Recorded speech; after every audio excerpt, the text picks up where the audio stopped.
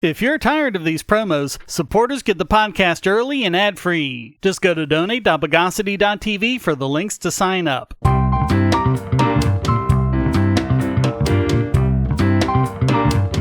Welcome to the Bogosity Podcast for the week of July 9, 2023, the podcast that takes it to the previous level.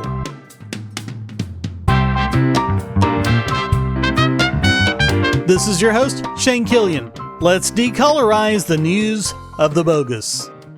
Starting off with some good news, a federal judge has knocked down the ATF's bogus frame or receiver rule. We covered the start of this case back in September when Federal District Court Judge Reed O'Connor granted a preliminary injunction against the ATF.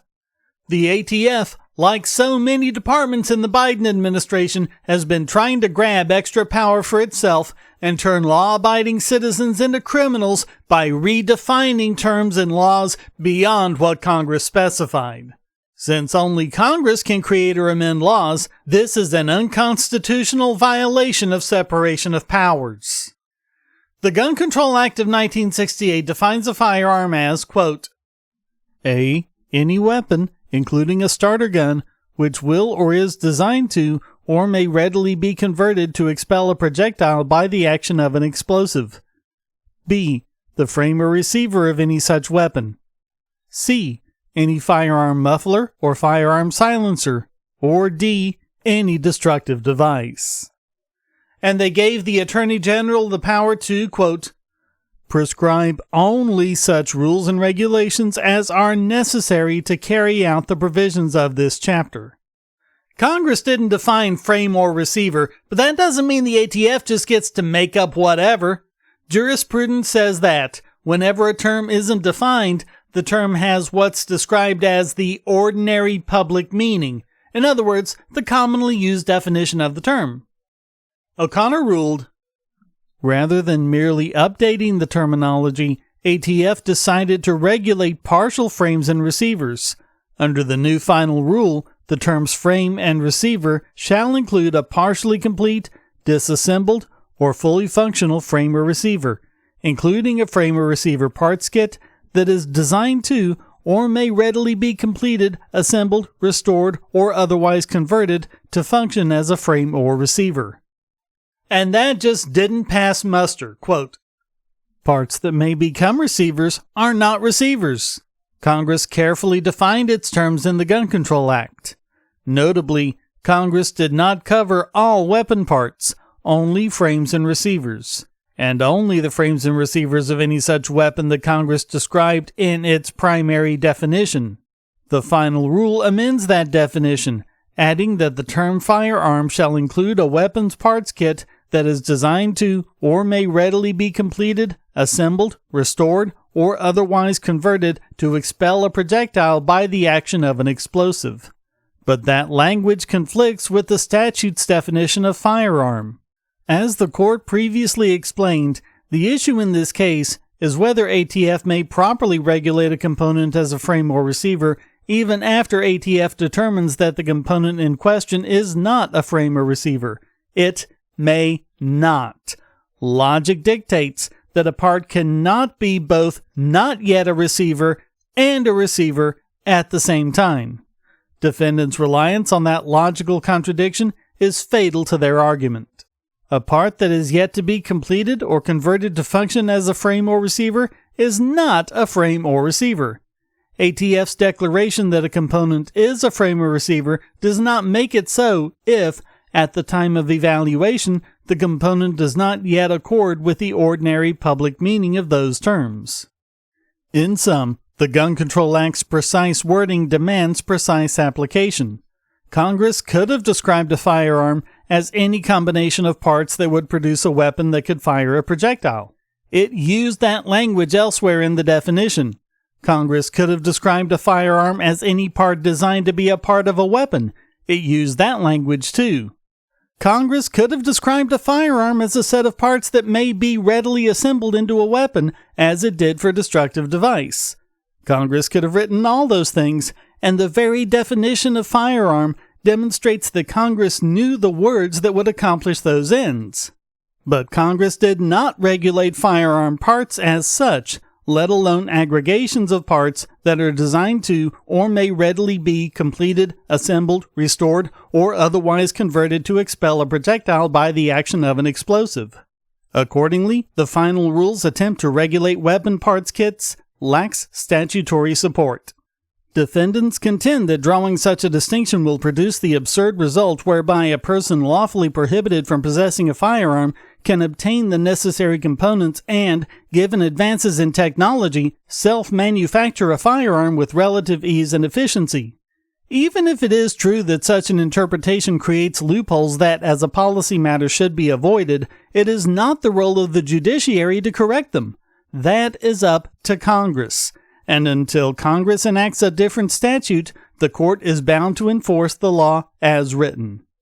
Because the final rule purports to regulate both firearm components that are not yet a frame or receiver and aggregations of weapons parts not otherwise subject to its statutory authority, the court holds that the ATF has acted in excess of its statutory jurisdiction by promulgating it. O'Connor granted the plaintiff's motion for summary judgment and denied the ATF's motion for injunction. He also vacated the final rule.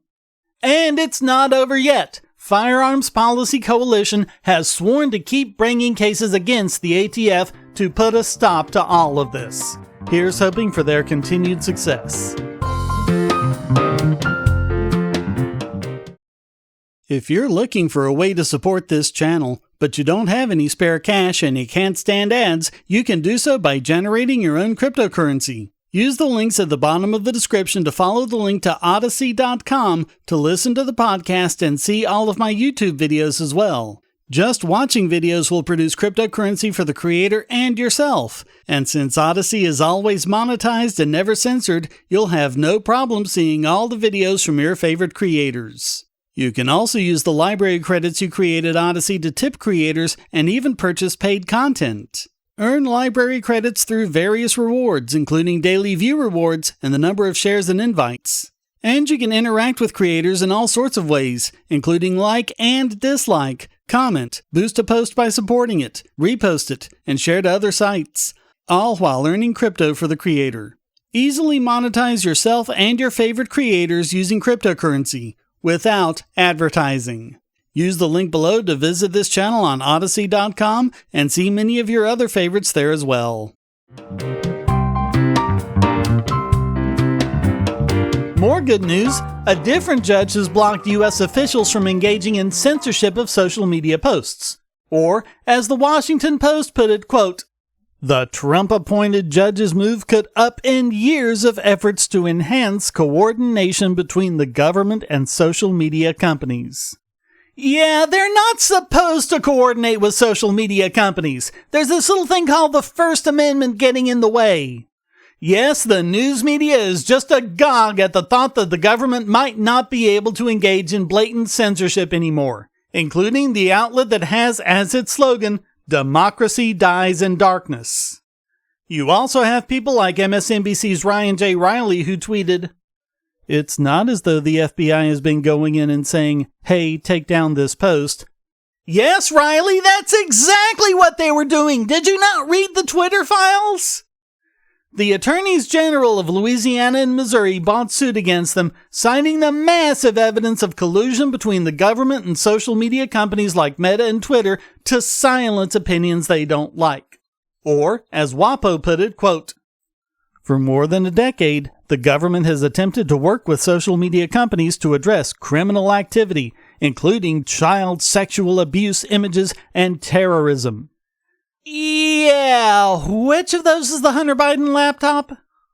Of course, they keep citing the Russian actors sowing disinformation leading up to the 2016 election. Never mind that we know from the Twitter files that, with one or two exceptions that basically amount to RT, none of them were Russian actors and most of them were American citizens. It also includes the massive censorship we've seen throughout COVID, including criticism of government lockdowns and mask mandates.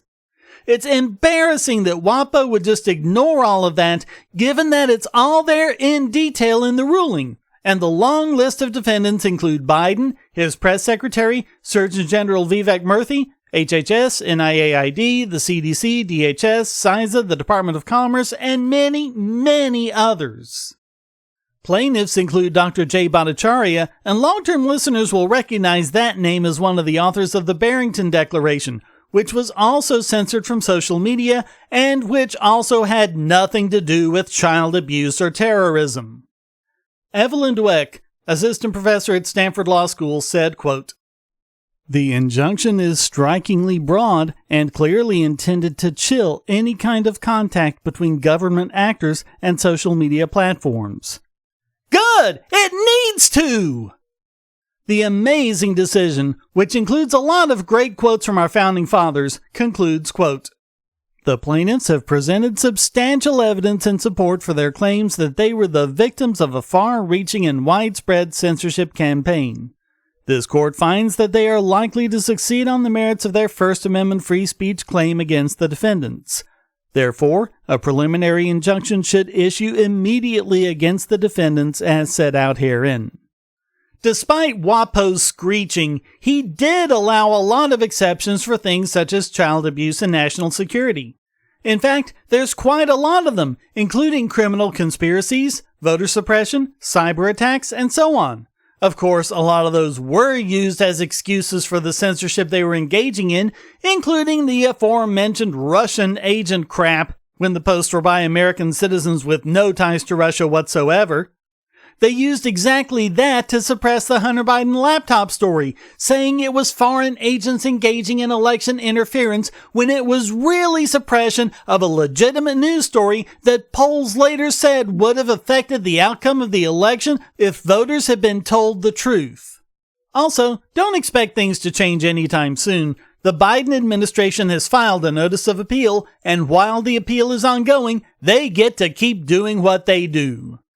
Still, it's a pretty amazing step forward. As we've covered in the past, there are several Supreme Court precedents saying the government cannot collude with private parties to engage in behavior that would be unconstitutional for government to do on their own. So, corrupt judges notwithstanding, we'll see a lot more of this.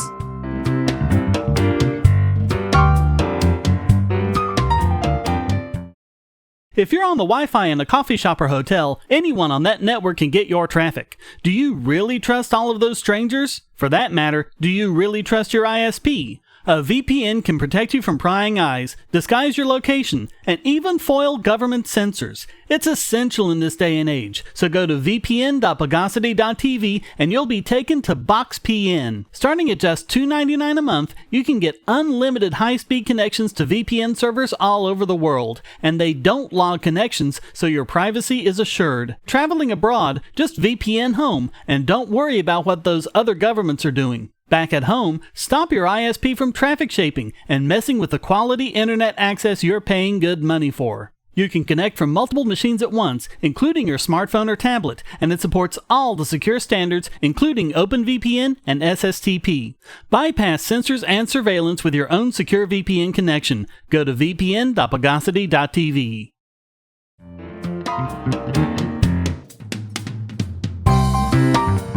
And it looks like we've just seen the beginning of the screeching about AI.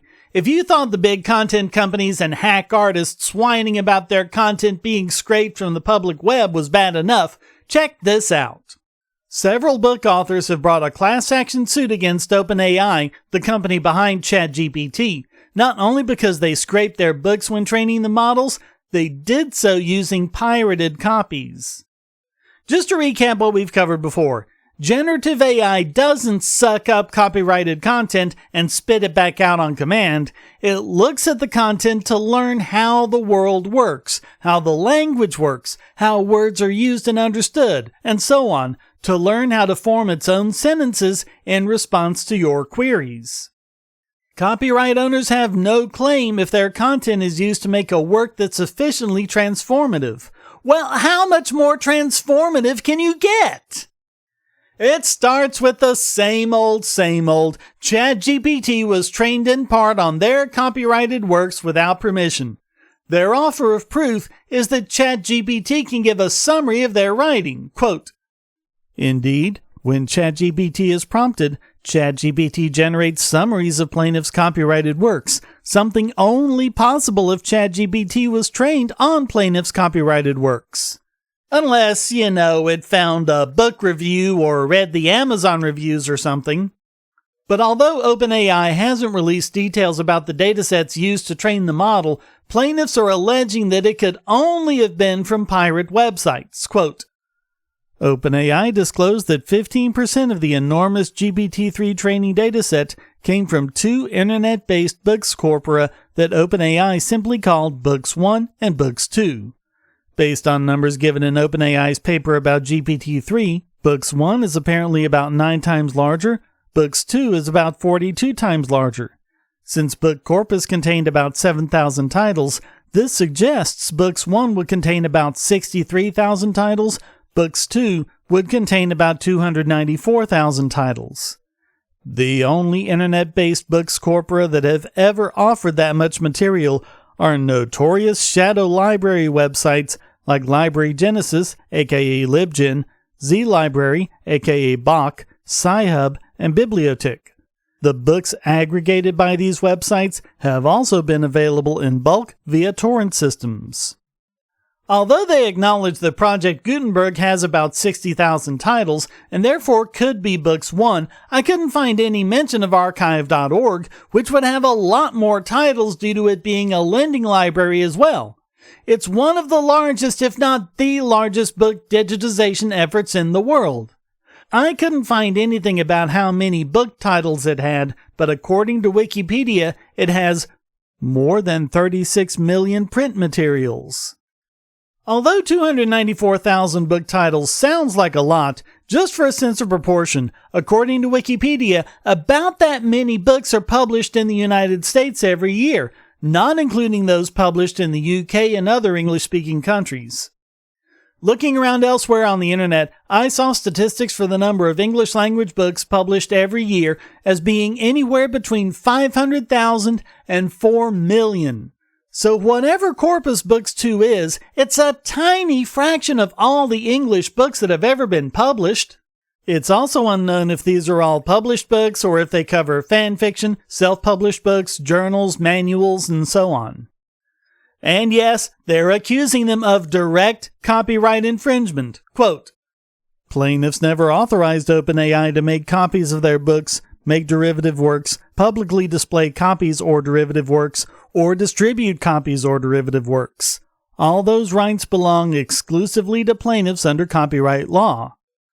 Yeah, well, they didn't do any of those things. Your books are not in the ChatGPT models, and I hope the court makes you try and prove that they are. They even make the claim that, quote, every output from the OpenAI language models is an infringing derivative work synthesized entirely from expressive information found in the training data. Every one. And it's derivative, not transformative. Unbelievable. The burden of proof is on them. Of course, if it goes forward, they will enjoy discovery, which would mean that OpenAI may have to disclose some of their training data. That will be interesting. But even at its utmost worst, they scraped publicly available data to make a transformative work. Copyright doesn't enter the picture anywhere. ChatGPT is absolutely a transformative use of copyrighted works that doesn't in any way compete with the original content. Hopefully, a judge sees that and stops this case before it can begin. But then, it looks like we can also expect a lot more bogus cases like this.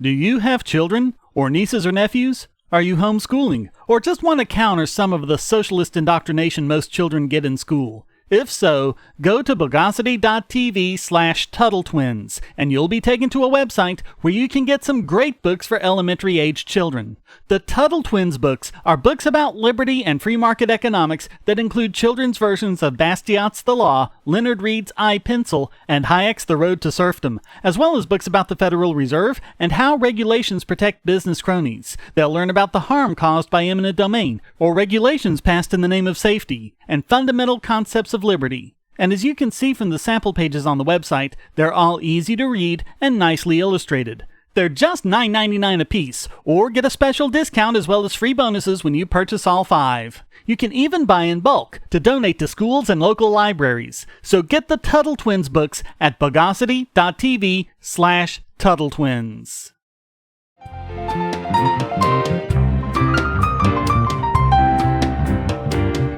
And now it's time to winterize this week's biggest bogon emitter. So we know Joe Biden's a liar. We especially know he's a liar when it comes to guns. But how bad is it when even CNN's fact checkers call him out on it? In fact, fact checker Daniel Dale, who repeatedly fact checked Donald Trump, said that in June, Biden had made false claims about a variety of issues, although his article focuses on guns. Quote, "He made at least 5 false claims related to guns, a subject on which he has repeatedly been inaccurate during his presidency. He also made a false claim about the extent of his support from environmental groups, and used incorrect figures about the population of Africa, his own travel history, and how much renewable energy Texas uses." The first false claim involves red flag laws, which he linked to his late son Beau, saying he was the first one to enforce them as Delaware Attorney General. Quote, "Biden's claim is false. Delaware did not have a red flag law when Beau Biden was state attorney general from 2007 to 2015. The legislation that created Delaware's red flag program was named the Beau Biden Gun Violence Prevention Act, but it was passed in 2018, 3 years after Beau Biden died of brain cancer. Also, Delaware wasn't the first. That was Connecticut in 1999. We've heard a lot lately about the pistol brace, a tool for people with disabilities who would otherwise have trouble firing a pistol. You just have to hear this one. Made it harder for people to buy stabilized braces. Put a pistol on a brace, it turns into a gun. Makes it more, you can have a higher caliber weapon, a higher caliber bullet coming out of that gun. It's essentially turning it into a short barrel rifle. Someone alert Jill, he's off his meds. Quote, "Biden's claims that a stabilizing brace turns a pistol into a gun and increases the caliber of a gun or bullet are false. A pistol is obviously already a gun, and a pistol brace does not have any effect on the caliber of ammunition that a gun fires or anything about the basic functioning of the gun itself. Biden's assertion that the addition of a stabilizing brace can essentially turn a pistol into a short-barreled rifle is subjective. It's the same argument his administration's ATF has made in support of its attempts to subject the braces to new controls."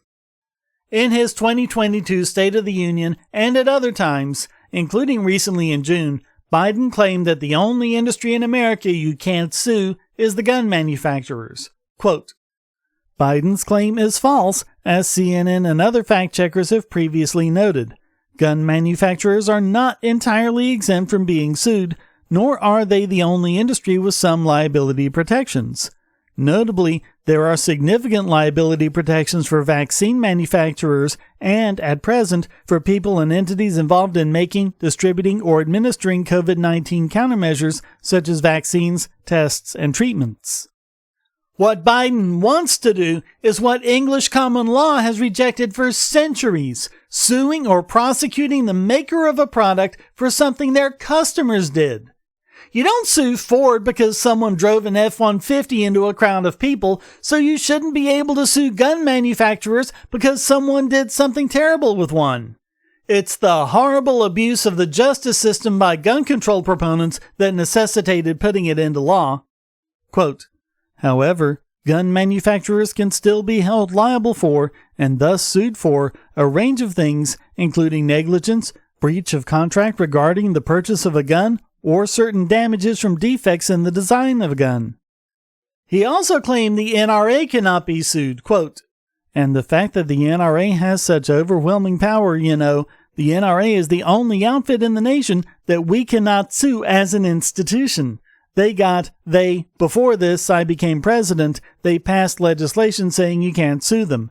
Imagine had that been the case with tobacco companies." And it's just so stupidly false, I can't even fathom where he got that idea. Dale writes, "Biden's claim is false. While gun manufacturers have liability protections, no law has ever passed to forbid lawsuits against the NRA. The NRA has faced a variety of lawsuits in recent years. At the same fundraiser, Biden said, quote, "And guess what? The Second Amendment doesn't say that you can own any weapon you want. It says there are certain weapons that you just can't own. You can't own a machine gun."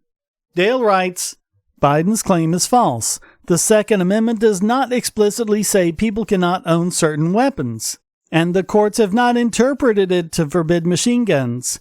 There were more than 700,000 legally registered machine guns in the U.S. as of May 2021, according to official federal data. And he even mentioned the so-called boyfriend loophole. Quote, Biden's categorical claim that such offenders now cannot buy a firearm, period, is an exaggeration, though Biden did sign a law in 2022 that made significant progress in closing the boyfriend loophole. That 2022 law added dating partners to the list of misdemeanor domestic violence offenders who were generally prohibited from gun purchases, but in a concession demanded by Republicans, the law says these offenders can buy a gun 5 years after their first conviction or completion of their sentence, whichever comes later, if they do not reoffend in the interim. Moving away from guns, Biden claimed that he was endorsed by every single environmental organization. Quote, "The 4 groups that endorsed Biden together in mid-June were the Sierra Club, Next Gen PAC, and the campaign arms of the League of Conservation Voters and the Natural Resources Defense Council." That is not a complete list of every single environmental group in the country. For example, the Environmental Defense Fund, the Nature Conservancy, the National Audubon Society, Earth Justice, and Greenpeace, in addition to some lesser-known groups, have not issued presidential endorsements to date. He claimed that Africa will soon have 1 billion people. Quote, "This is false. Africa's population exceeded 1 billion in 2009, according to UN figures. It is now more than 1.4 billion. Sub-Saharan Africa alone has a population of more than 1.1 billion. He claimed that 70% of Texas's power comes from solar and wind. Quote, "Biden's 70% figure is not close to correct. The Federal Energy Information Administration projected late last year that Texas would meet 37% of its electricity demand in 2023 with wind and solar power, up from 30% in 2022. He claimed he made more than 30 visits to Iraq and Afghanistan. Dale said that this is, quote, "the latest in a long-running series of exaggerations about his visits to the 2 countries. His presidential campaign said in 2019 that he made 21 visits to these countries, but he has since continued to put the figure in the 30s. And he has not visited either country as president. He claimed to have traveled 17,000 miles with Chinese leader Xi Jinping, one-on-one. Quote, "Biden has not traveled anywhere close to 17,000 miles with Xi, although they have indeed spent lots of time together. This is one of Biden's most common false claims as president, a figure he has repeated over and over in speeches, despite numerous fact checks." Other than MSNBC, it's hard to imagine an outlet friendlier to Biden than CNN. So when even they say he's telling some big whoppers, it's really bad. So all of that makes Joe Biden this week's biggest bogon emitter.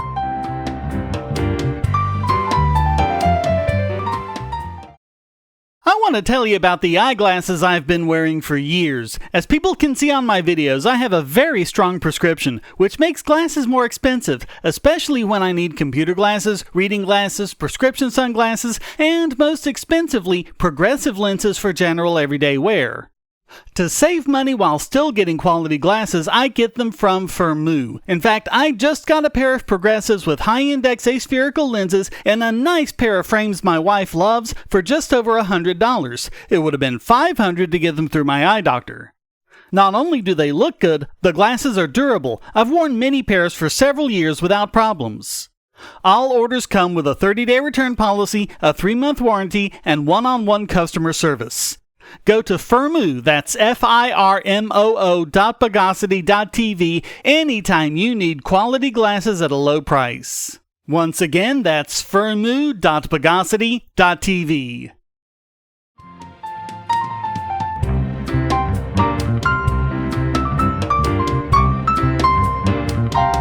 And now let's backdate this week's Idiot Extraordinaire.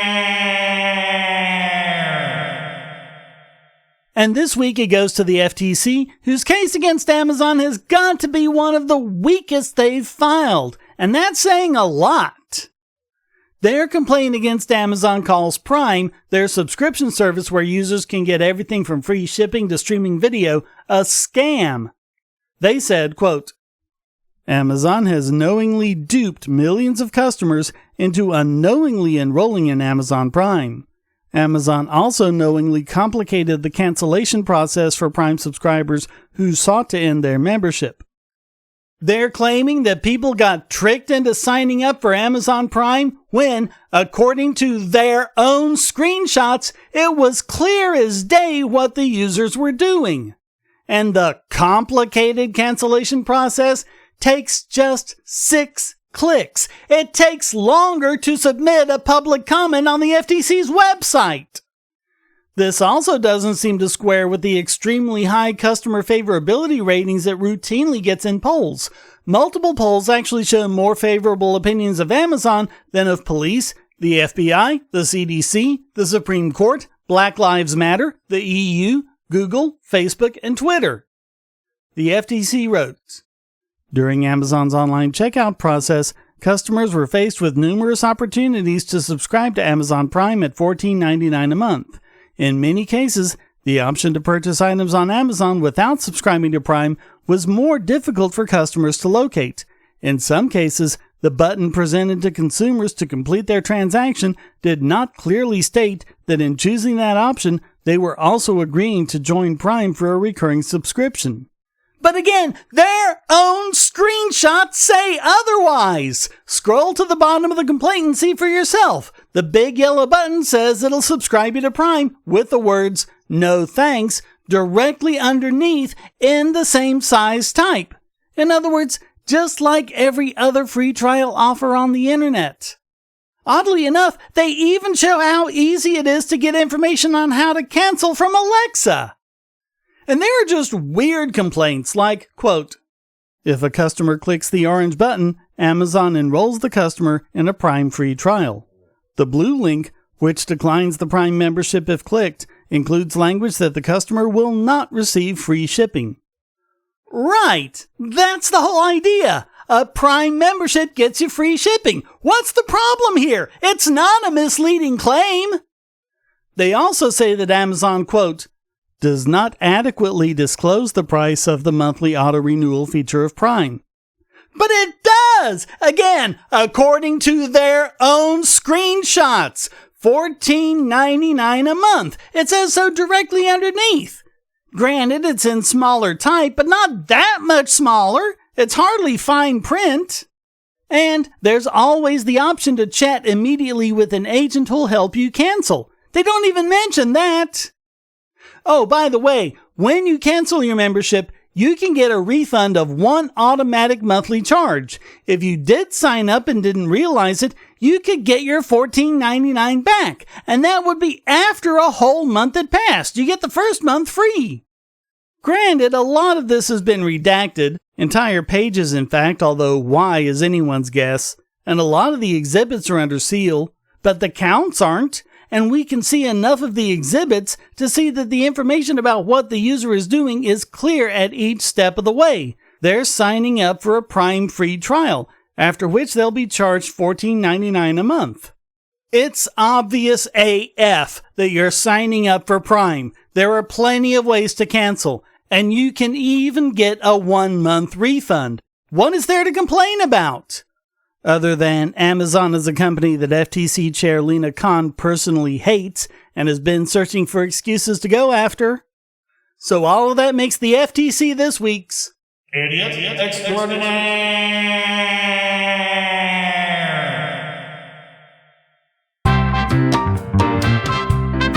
Well, that wraps up this "What are you doing, you neo-Nazi nitwit?" edition of the Bogosity Podcast. I hope you enjoyed it. If you did, please go to donate.bogosity.tv for several ways to support and discord.bogosity.tv to join the discussion. Subscribe at Patreon or Subscribestar, and you can listen early and ad-free. Thank you for listening. Until next time, here's a quote from Frank Herbert. Bureaucracy destroys initiative. There is little that bureaucrats hate more than innovation, especially innovation that produces better results than the old routines. The Bogosity Podcast is licensed under Creative Commons Attribution, Non-Commercial, No Derivatives 4.0 International License.